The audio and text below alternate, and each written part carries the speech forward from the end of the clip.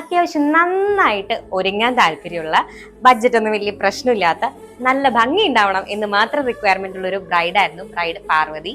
പാർവതിക്ക് മാത്രമല്ല കേട്ടോ, പാർവതിയുടെ അമ്മയ്ക്കും നല്ല അടിപൊളിയായിട്ടുള്ള ഡിസൈൻസ് ഉണ്ട്. നമുക്ക് ഓരോ ബ്ലൗസസ് നോക്കാം. ഇതാണ് വെഡ്ഡിംഗ് സാരി വരുന്നത്. അത്യാവശ്യം നന്നായിട്ട് വർക്ക് ചെയ്തോളൂ, നന്നായിട്ട് നിൽക്കണം, ഇതാണ് ആളുടെ റിക്വയർമെന്റ്.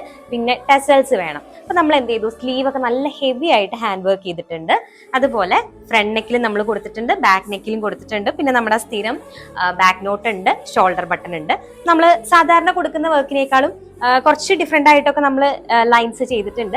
ആൾ ആദ്യം വെർട്ടിക്കൽ ലൈൻസ് ഒക്കെയാണ് പറഞ്ഞത്, പിന്നെ റിക്വയർമെന്റ് ഒക്കെ ചേഞ്ച് ചെയ്തു കേട്ടോ. ഇത് സെക്കൻഡ് സാരിയുടെ ബ്ലൗസാണ് വരുന്നത്.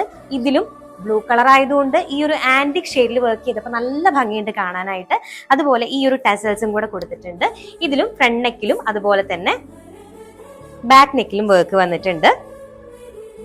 ഇത് മാത്രമല്ല, യൂഷ്വലി അമ്മമാരൊക്കെ വരുമ്പോൾ എന്താ സാധാരണ ചെറിയ വർക്ക് എന്നൊക്കെ പറയുന്നത്, വർക്കൊക്കെ ചെറുതാണ്, പക്ഷെ കളേഴ്സ് ആഡ് ചെയ്യണം.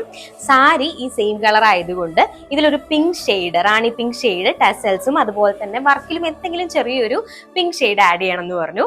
നമ്മൾ നെക്കിന്റെ പോർഷനിലും അതുപോലെ തന്നെ ബാക്ക് നെക്കിലും കൊടുത്തിട്ടുണ്ട് കേട്ടോ ഈ ഒരു സെയിം വർക്ക്.